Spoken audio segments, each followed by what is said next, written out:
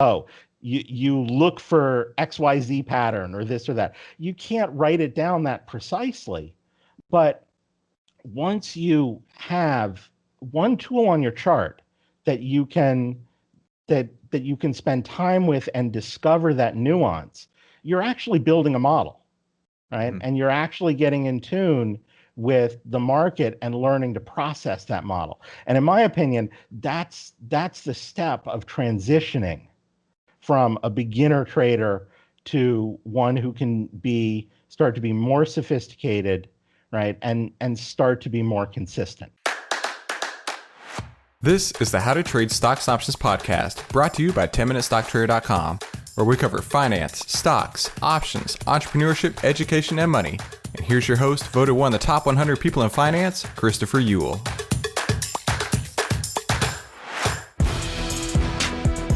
Hey, everybody's talking about stock trading, right? And we know that you won't make any money if you're not in the market. But what almost no one understands is about trading with artificial intelligence, that you're able to see the secretive market moves before the market even opens. So look, stop chasing the next one simple pattern that you're hearing about in all the ads these days and check out the AI stock trading system, the 5-step system to take the guesswork out of trading at AIStockTradingSystem.com. That's AIStockTradingSystem.com.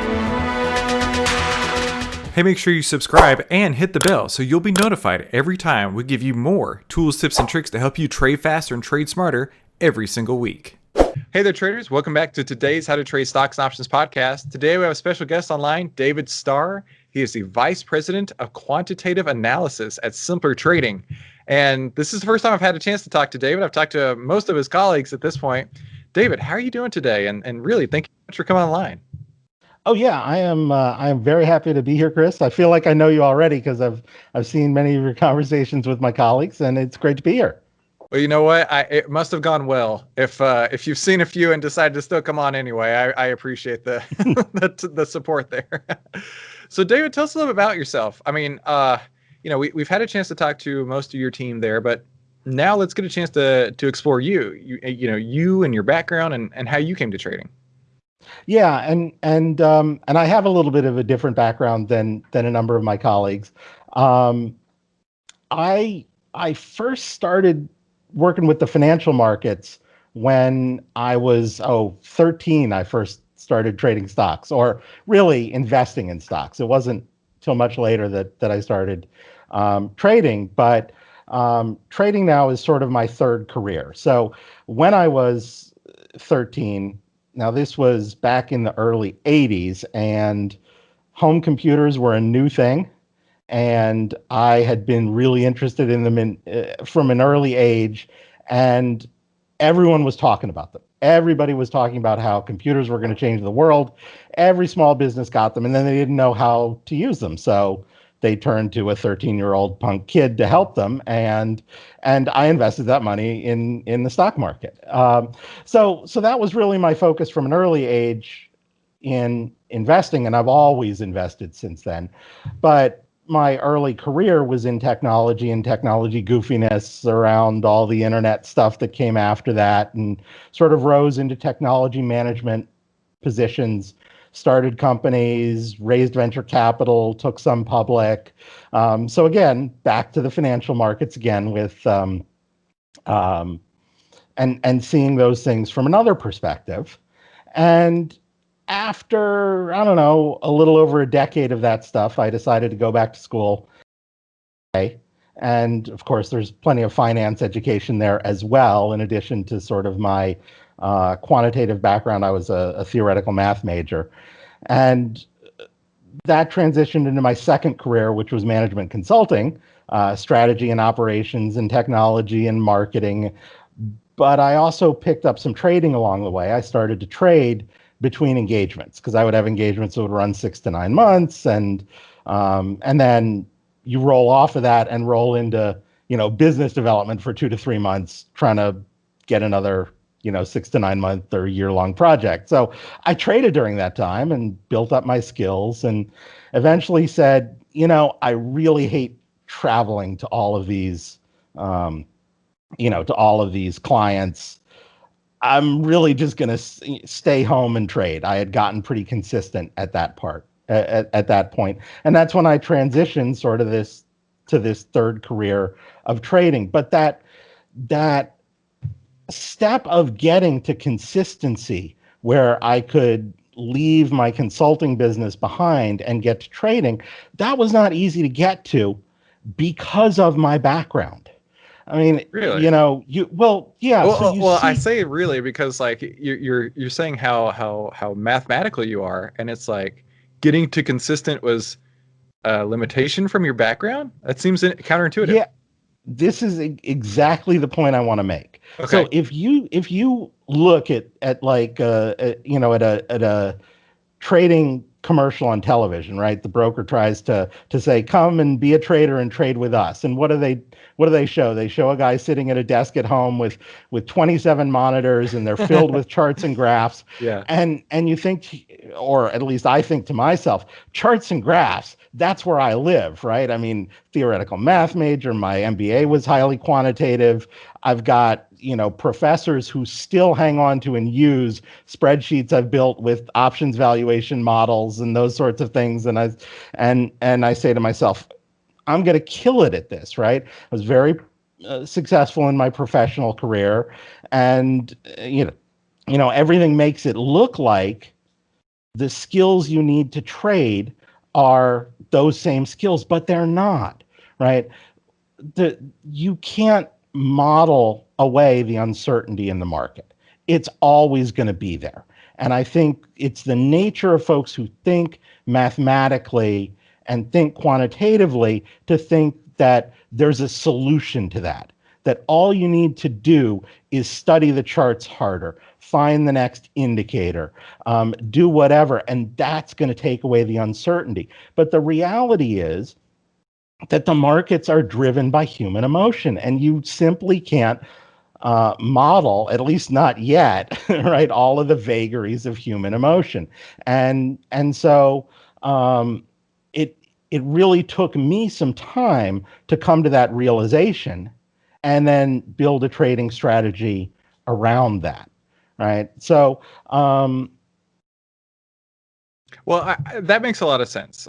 I can see you're gathering your thoughts there, so I'll jump yeah, in. That makes a lot of sense because, like, I've dealt with that too because I came from the world of corporate finance, and you know when it's supposed to fit, you know, a square peg into a square hole, and then the market doesn't act the way you expect it to, and then you're sitting there and you're like, but it should have done this, right? You know, and it should have done that. And so I totally get where you're coming from because I think I struggle with some of that too. But I never made the connection there.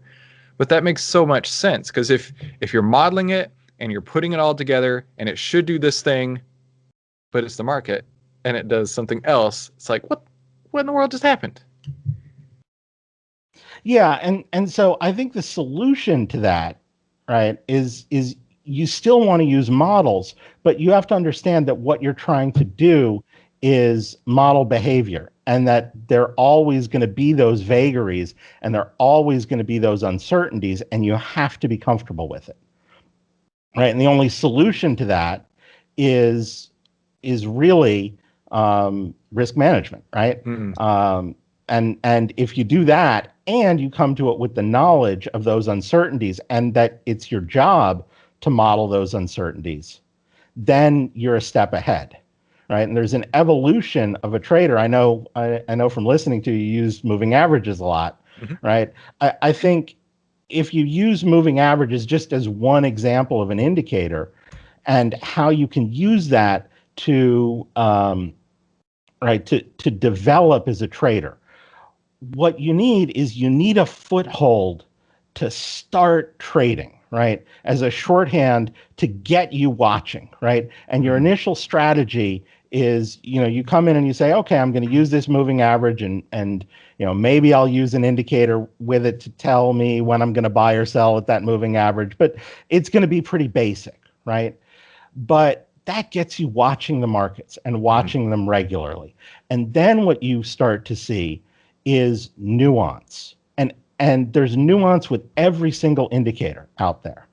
And there are nuances with moving averages. Whether you have one of them, two of them, three of them on the chart, there's a speed with which, you know, price that gets away from a moving average comes back to it. There's, there's behavior as it gets close. All these sorts of things that are very difficult to describe in sort of a single rule. Oh, you look for XYZ pattern or this or that. You can't write it down that precisely. But once you have one tool on your chart that you can spend time with and discover that nuance, you're actually building a model, right? Mm-hmm. And you're actually getting in tune with the market and learning to process that model. And in my opinion, that's the step of transitioning from a beginner trader to one who can start to be more sophisticated, right? And start to be more consistent. Now, I trade with some pretty complex, wacky models, and that's my thing, right? But I still think that there's a lot of insight that you can gain with any indicator, and sort of thinking about a general approach to, hey, here's what I want to be paying attention to. And related to that, not just to immediately transition to another subject, but another big piece related to that is, don't ever start with too many indicators. Because if you start with 7 indicators on your chart, you're never going to see the nuance. There's too many of them. You can't focus. So that's why I think it's fantastic to start with 1 or 2 and see how they work and learn them. And then when you add the third, it just gives you understand it much better. When I first started trading, I went over the approach of, it's like the more the better, right? So I threw everything at the screen, right? And you'd looked at the screen and you'd be like, what in the hot mess is all this supposed to mean? And that kind of, I think, worked against me in that way. And that's why I've really simplified everything. It's like, when you have so much data to look at, they call it the analysis paralysis. Like I would look at one indicator and it would say, this is a great time to go long, and look at another one that says, this is a great time to go short, and then another one that says, I don't care either way you go. And it's like, there's too much here. And so for me, it was like, let's take off the Bollinger Bands, let's take off the MACD, let's take off this, let's take off that, and let's just focus on finding the nuances, like you were talking about there, and finding the strength in the one strategy. And for me, like you were saying here, I just keep it really simple, right? If it's above a back-tested moving average, that shows, like, historically to be very very profitable, right? If it shows to have the highest return over time, then I know that that's a great place to start from. Now, I'm not going to trade it every time or every week, but that's a great place to draw that information from. And that, I mean, I told Steve Burns this, and he quoted me on his Twitter one day, and I was super flattered because, he's got like 200-something thousand followers. He's like, I told him this. It was something like, the longer I trade, the simpler my strategy gets. And he loved that, because that's his deal too. It's like, how simple can we make this? And you know what? That goes back to simpler trading, right? So absolutely. Yeah, exactly. So tell me about, you've overcome this hurdle of coming from your consulting and mathematical background to now trading, and you've developed your models. Like, where did you feel like the shift occurred? So it was a multi-step kind of thing, right? So there are sort of a few things that sort of led to me getting focused on a particular area of trading and just finding a way that resonated to me. So I started to see the information that these charts were telling me, right? And so the first step really was reading John Carter's book, right? So John Carter's founder of Simpler Trading. Yeah, founder of Simpler Trading. I know you know who he is, but and reading, I think, the first edition of his book, which is now in, I think, a third edition, fantastic book, Mastering the Trade.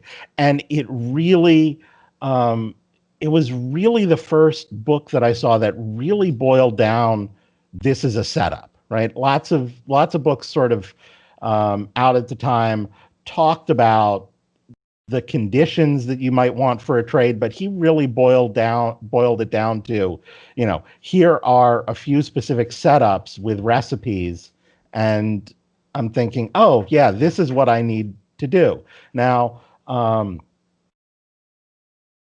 they didn't necessarily resonate with me, and that's because I think I didn't understand them right at the time, and I've worked with John a lot longer now, and I trade a lot of his strategies now when I do some of my options trading, but it didn't at first, and so at that first read, it really gave me the picture of what I needed to find as a trader.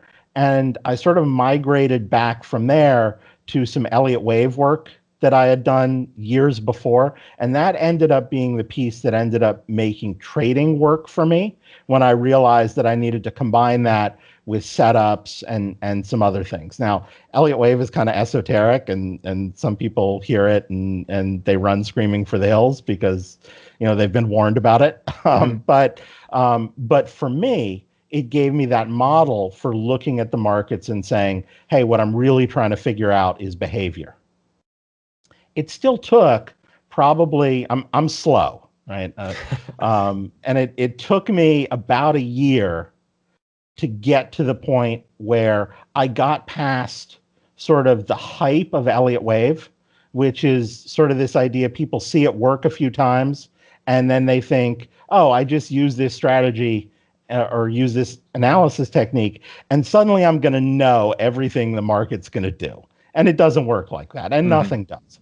But when I got past that and got to sort of where we were talking before, hey, it's a model, and it gives me a way to sort of get in tune with the market and understand in more detail, what's the trend? Which direction is it in? Yeah, you can tell whether the market's going up or down. No one needs a whole lot of help for that, but how is it going up or down? Is it going up in a way that suggests it's long in the tooth and about to be over? Is it coming down in a way that suggests, oh, it's just a little correction, right? The patterns help you get in sync with that. And once I realized that I needed to look at the markets that way, that's really when it clicked for me. And what I've done exploring this since then, working with a lot of other traders and helping them develop using a range of strategies, not just Elliott Wave, is exactly what we were talking about before, that you can build these models with moving averages, with all sorts of things. But the important thing is to have some sort of framework to start putting this in to get a sense, not only, hey, is it going up or down, but how is it going up or down? And that's a lot harder thing, to quantify with an arrow on a chart or this or that. But it's essential in making that next step to from sort of semi-consistent beginner to consistent, tradesman. Yeah. Well, that's really insightful. And you can obviously tell from listening to you that this is, this isn't just a job, right? This is a passion. This is a life of work, a body of work that's gone into creating what you're talking about here. So I really appreciate that. That's really cool. Oh yeah, absolutely. I mean, I've gotten to the point in my life, and I've done enough stuff that I can focus my energies on the things I enjoy, right? Love what you do, and you never work a day in your life. So, so I jump out of bed in the morning and head down to the office, and I'm excited to do it. And everybody should, right? I mean, trading is something for people who are fascinated by the markets. I mean, yes, we do it to make money as well, but you're going to make money in the markets if you have that fascination with, what makes the move? What makes it so that I can make money in this and you can make money in this? And, I'm guessing you have that same fascination. Yeah, I think not only that is the right word, the fascination. Yeah. Yeah, because I'm sure if you didn't have that, I mean, not only wouldn't you have come to trading, or maybe you would have if you just said, "Hey, I need to do this to make money." But you've chosen to do all these podcasts, right? And that's because it interests you and you want to talk about it more and discover more about it. And I think I think if someone has that fascination and then and then can come up with the discipline to study it in in a concentrated manner, that's really what you need, right? Because you need to have that focus. You need to spend the time to see the behavior on the charts, to learn the trend, and then you can find your way to turn that into money. David, I recently was helping a friend of mine. He's writing a book on trading mindset, and he asked me to read through it and give him my thoughts. And he had several questions, like introspective questions, right? It's like, why did you do this? Why did you get into trading, and things of that nature? And one of his questions was like, well, why did you start trading? And I had to sit down and like that one question, like probably for you, probably for the audience, was like super simple. Like, I want to make money. And that was my first thought, was I want to make money. But then I sat down and I was like, I don't think that was it. I think that there was this, because I started like really getting into trading in my MBA. I was figuring all that out and taking all these advanced finance classes, and that's when the light bulb like came on for me. But then later, when I actually started trading, I don't know, it never was about the money to me, and that sounds so weird, but like I've never talked about this before, David, so this is new.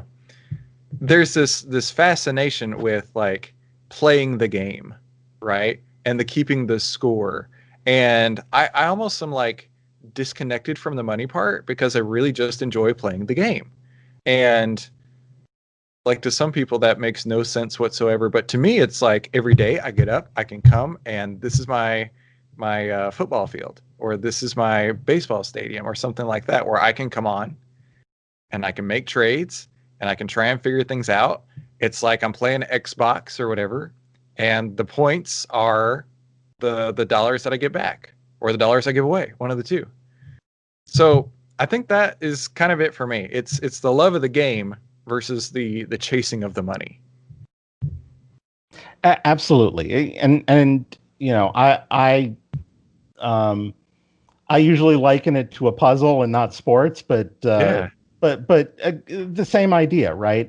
It's and it's something there to captivate your interest. And I was the same way in the during the MBA, trying to understand it deeper, right? Mm-hmm. What drives the markets, what makes them work. And you probably have experienced the same thing, trading for real versus how things get talked about academically. They're completely different, right? I mean, it's almost as if the people teaching it in university like may not have actually traded like a professional like you and I do. Almost like and that. I had one professor who traded, and I mean seriously traded, and it was tremendously refreshing to hear him talk about the other academics, because he sat there and told me about one time they had a finance professor coming in, or a newly minted PhD coming and applying for a position, and came in and said, well, we did all this modeling and we studied the market and we determined that professional traders act like this and not like that, and and this is the reason why, and all these sorts of things. And so he just asked her, well, okay, so you've come up with that conclusion from your data. Did you try and validate it by, I don't know, say, talking to some traders? And she just sat there stone-faced. And that's the problem with academic finance, is that a lot of times it doesn't look at what actually happens. It looks at what should happen, or maybe what happens in these macro trends over years, or decades. Meanwhile, we're making money over days or weeks or sometimes hours or minutes, right? And and there is inefficiency, and that's why we make money. But to think about it academically like that, it doesn't work. No, no, no, no, not at all. In fact, thinking back to my time in college, like it was all. I don't think there was like a trading aspect to it. It was like value investing, right? Discounted cash flows and all this like fundamental analysis, and I couldn't even do that today if I tried. It's not for lack of knowledge, it's for lack of like why, right? How about we just like look at a stock price that's going up, and if it's going up, we're like, hey, that looks like it's going up. Let's just follow the trend. Let's not evaluate this thing to death. Yeah, I had one or two classes that there was a risk management class, which was all about derivatives, so futures and options, and the book covered a lot of the option spreads, but it's completely dry. So they covered things like butterflies, which again may be esoteric for some new traders who are just buying and selling stocks, but it's a type of option spread where you make money if price goes to a specific spot. And it's always sort of talked about academically about, hey, if you buy this spread for an expiration on this specific date, then you'll make this much money if it's there on this date, and you'll lose this much money if it's far away from it. But that's not how real traders use butterflies. A lot of times they're out well before that, right? Mm-hmm. You use it for sort of this expectation of, hey, do you think the price is going to speed up or slow down, and is it going to go generally to this area or away? Not the dry academic version. So that's where I think there's a tremendous opportunity also to help folks, and also something we do a lot of at Simpler Trading. We have a lot of folks who do butterflies, just as an example, and who can take it away from that purely academic context and turn it into, hey, when you see this on the chart and you see these things happening, this is when you want to do a butterfly, and this is how you set it up. That can make these very esoteric sounding things a lot easier to use, and they're very forgiving sorts of trades that where you don't have to fuss about perhaps a huge loss by getting into them. Yeah, because they're so inexpensive to start with. Yeah. I know Danielle Shea, one of the other traders at Simpler Trading, that's her thing, right? She's the butterfly queen or something like that. Yeah, so she does a lot of butterflies in a very directional context. So, if you think a stock's going to go up and you have some ideas of targets, then you put butterflies up there and make money if it gets there. But there are lots of ways to use them. So I don't know if you've had a chance to talk to Bruce yet. No, I haven't talked to Bruce. You should. Okay. Bruce is a fantastic options trader. Did it, many years in actually on the street running portfolios. But he just does a tremendous job. Henry Gamble does a lot of butterflies that are actually very similar to your strategies, right? So he'll do a lot of unbalanced put butterflies, which will be sort of very similar to your put spreads, but just with a butterfly kicker. I like those a lot. The only issue with those is that let's say I'm bullish on the stock, and I could make, let's call it 50 cents on the put spread. I might make only 25 or 20 cents on the broken wing butterfly for the same thing happening. But it does give you extra flexibility if it works the other direction, especially if it pins your short strikes there. We just got real deep on some options theory. I'm sorry, guys. We did, and so for new folks, we probably went over their head on that one. Sorry. Yeah. So if you want to learn more about them, right, they can check out Henry and some of those folks. Now, one of the things we haven't talked about, and it's related to that issue you mentioned. One of the things I do a lot of is I I build a lot of indicators and tools, which might surprise you because I told you earlier, hey, you don't want too many indicators on your charts, right? Indicators can be useful, and you can have too many at the same time. That's just it's just one of those dualities that people have to get comfortable with, and there are a whole lot of dualities like that in trading, right? You want to buy pullbacks in trends, but not pullbacks that are so big that things are broken. That's Right. just right. There are dualities all over the place, and that's just one of the things to get used to. But one of my most popular indicators is something called voodoo lines. And if it sounds kind of spooky and mystical, it kind of is, because even though I built it, I'm amazed all the time at how well it works at finding support and resistance. And the reason I mention that is you sort of said, hey, if I get this unbalanced butterfly that we're talking about, right, where you sort of have this put spread and this butterfly combined, then even if the price goes where you want it to, maybe you wasted the butterfly, right? Mm-hmm. And so the reason I mention this is these levels that the voodoo lines puts on the charts. For some reason, they're just really, really, really good at finding support and resistance. And so it's the sort of thing where if you can use the voodoo line levels with those unbalanced butterflies, then if it goes your way, you make the small credit from that put spread. Mm-hmm. And if it doesn't, then a lot of times it ends up stopping at the level you predicted, and you make even more from the butterfly.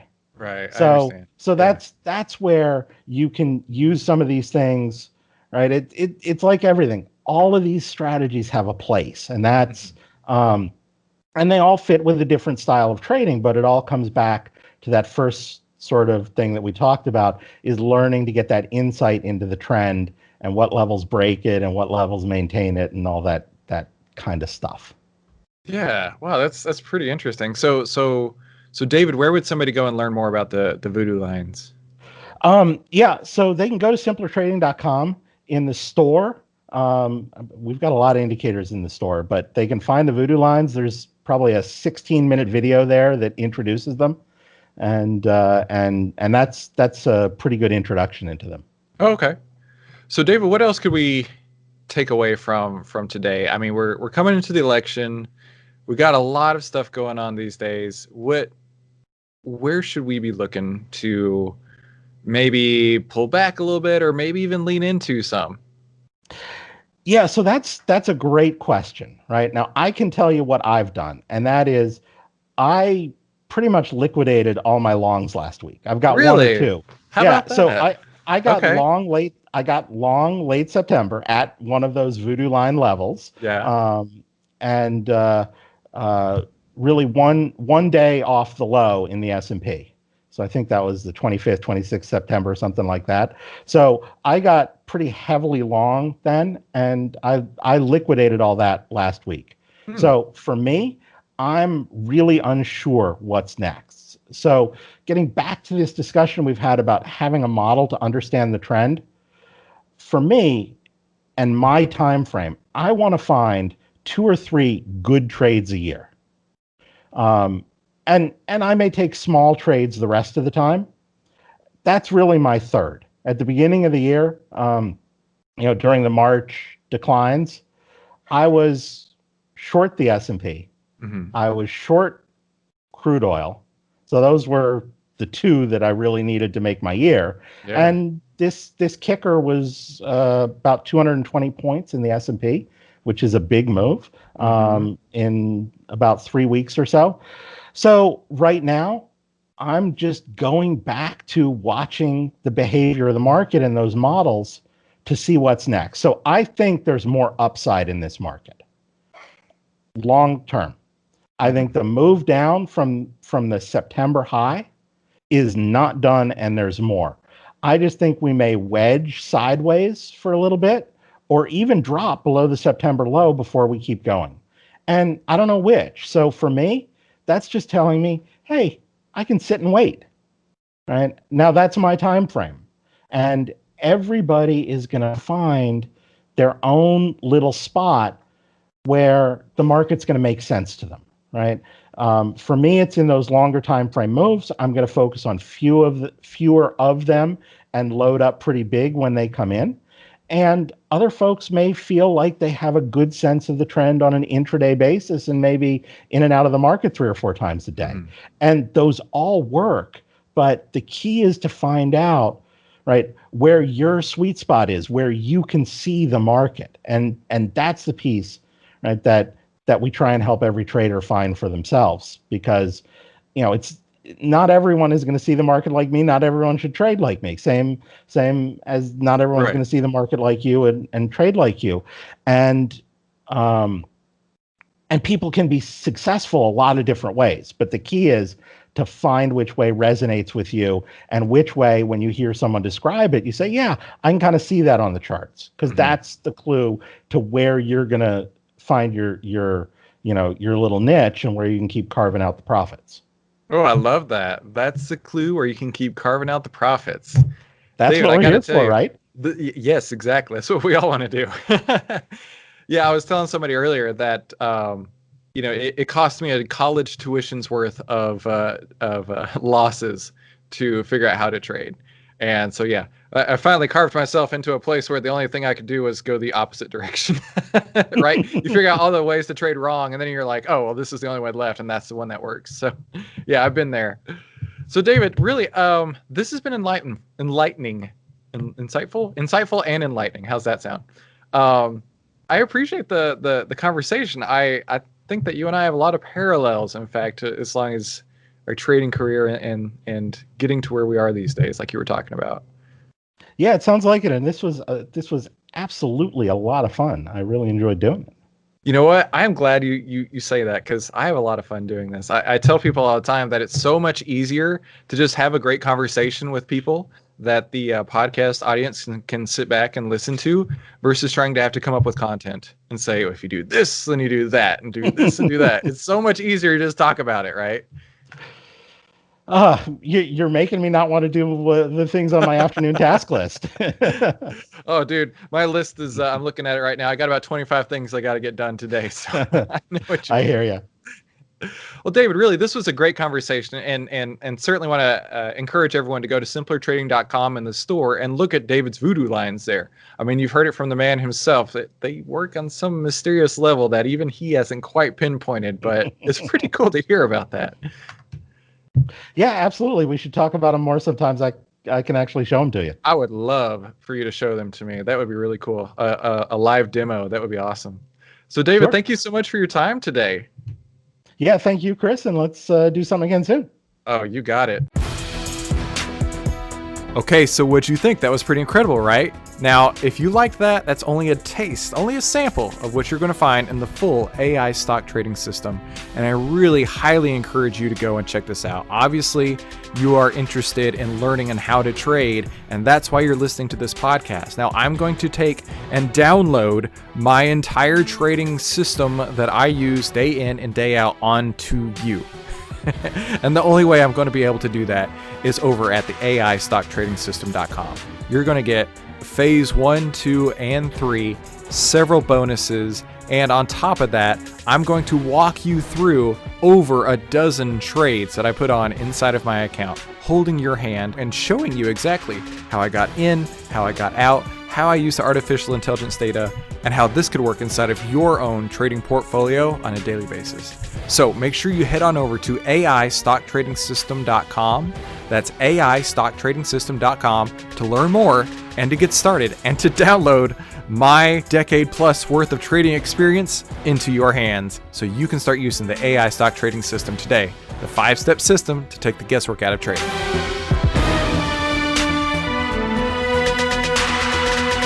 Hey, if you like this video, let me know by leaving me a like below, and then subscribe and share it with somebody you think could use it as well. Be sure to comment below with your biggest takeaway from this episode and any suggestions you have for future episodes. And finally, make sure you watch these other videos to help you trade faster and trade smarter, and I'll see you on the next episode.